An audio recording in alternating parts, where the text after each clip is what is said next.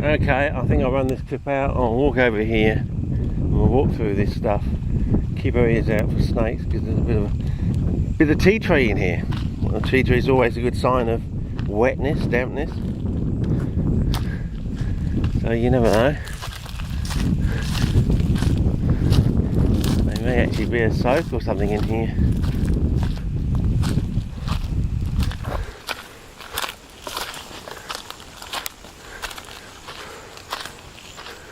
Wow, is that what I think it is? That's a black, what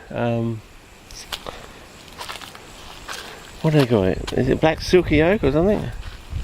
It's one of these ones that only lasts for 10 years basically. It grows, lovely plant, grows really tall, like a tree, but only lasts about 10 years and then dies. And we've got so many of them too. Interesting. Well, the ground looks interesting. I'll just sort of think around the back of this thing. Oh, another one there. Wow, and wow, a lot of them. That's very interesting. Have I got a black? Is it? Oh, I'm trying to think what its real name is. Is black acacia? No, it doesn't sound right. Oh wow, look at this. Wow, look at this moss.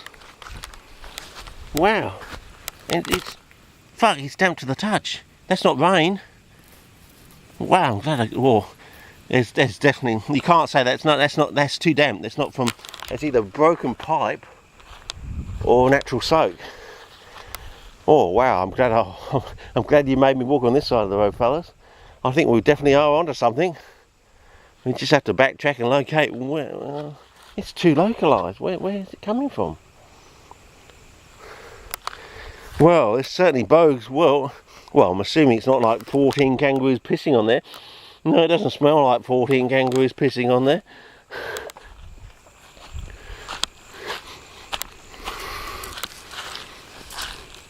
Maybe that's why all these black wattles, that's what they're called, yes, black wattles, come up. So I can't believe that's just that's it. Just that little wet patch there. Nah, surely not. It's got to be all this tea tree as well. Come on, there's got to be something else around here. You can't get that lucky with that sort of dampness and not find another. Surely not. Unless it's a soak that gets even wetter as we get water running across the soil surface later on in the season. But go on, Jesus. Permanent dampness, you've got the chance of all sorts of things, haven't you? Well, you've got all this tea tree for a start. It's probably sucking the rest of the moisture out of the ground, but why haven't they grown up there? Because it's in the shade of that tree. We'll keep walking down, but wow. I'm glad you forced me onto this side of the track, fellas.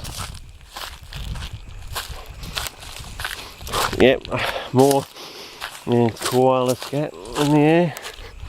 It's an off sort of eucalyptus sort of smell. It's hard to place. You know it when you smell it, but it's hard to describe.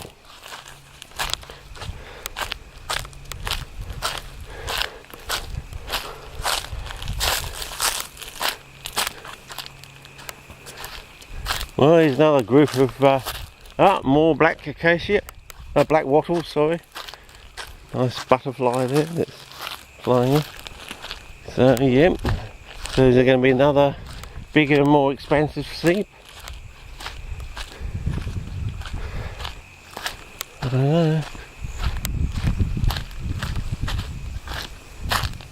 Well, it certainly bodes well for later on in the season. We've got places to look now. I'm coming out of that signpost, so yeah, I think we'll call it, get down the signpost and call it quits and then walk back to the car. I think I've done it here today. What with eating a bag load of gook on Friday, burning my arse on Saturday, being barely able to sit down, having to lie down for most of the day because I just couldn't sit. A burning ring of fire sort of thing. Yeah. So yeah, maybe we should look in there closer to where we think the soaks are on the other side of the road. We've got nice pretty Melaleuca flowers there. Well, there's the sign, fellas. Maybe I should end the clip with just a quick squiz at... I have to go around this way. Bugger.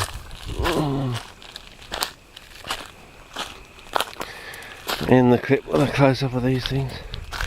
They're almost like those Mimosa pudica flowers in a way, but not. Distantly related, of course, as most things are. But yeah, they just wonderful. The colour's wonderful. But yeah, I better get back onto the road.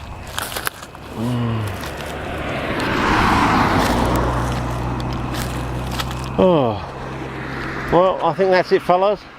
I'm done for today. Go home and soothe my sore arse, I think.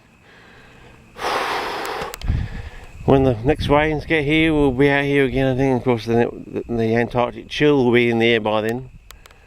Okay, and then we'll be doing the first species up after Profolia is Whittigeri, so we'll be doing Mount Billy and a few other all the Whittigeri places. And then after that, it will be the basal rosettes of Peltata foliosa hookerii, so we'll go back to all those locations and even the new ones we found and look for basal rosettes there. Yeah, so bows were, I suppose, for the season. And the work with the tanning, well, I'm trying cellulose and the tannins don't seem to be sticking to the cellulose, so this basic idea that maybe peat is really just cellulose with the tannins attached to them just doesn't add up.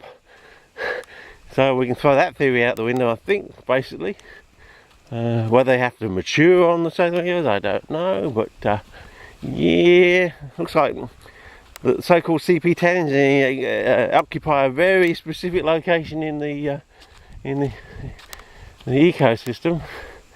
A bit like prime numbers, you know, all in one particular location. So why that is, why that's so, just more work, I suppose, until we crack it, I suppose. But at least we can now produce them on a regular, consistent basis, and it's quite finicky. The building blocks you have to have in place to get it to work, and you know, to work every time. Once you've got the building blocks there, it works every time. But you miss out one of the building blocks, you don't get CP tannins. You know, amazing. It just took that back-breaking work to just go and do it again and again and again until you hit pay dirt. You notice something. Oh, no tannins in this one, tannins in that one. So what's the difference? Oh, that's the difference. Okay. But you have to have a lot of things there, and you miss out one thing, and you don't get CP tannins. Amazing. Anyway, keep plugging away. Something's got to break soon. Something has to break soon. I mean, there's so much pressure put on this thing, and suddenly, why I look at it, when it breaks, it's going to be, it's like I said it in the past, I've said it's going to be like an A, D, B, C situation. We're never going to ever go back to where we were before. This idea they eat the insects for the nitrogen, and you know, it just doesn't work. You spray them with any form of nitrogen, inorganic, organic, different various forms of that, and they just stop growing almost straight away, and they go in, sometimes they go into a hiatus for about 6 months before they start growing again. I mean, the theory just doesn't stack up to basic experimentation. It never worked. It was, the only way you can say it has to be, well, a great portion of it has to be wrong anyway, incorrect, or we weren't looking at it from the right point of view, I don't know, but something just didn't add up. Anyway, well, CP tannins look like it's important, but it's not what you think they are. Totally not what you think they are. Anyway, over and out for now. I think I've done my dash for today. Over and out. I've had a go. I've had a good go today, fellas, but it doesn't look promising. I think I'm going to have to go out to Bakakaipo and get some jemmy out of that place for you. Yeah, nah. Sorry about this, but you know, they didn't tell us they were going to burn, and it wasn't my fault. They put this thing probably over the bloody original site as well. It's totally out of my hands. Sorry, folks. Over and out.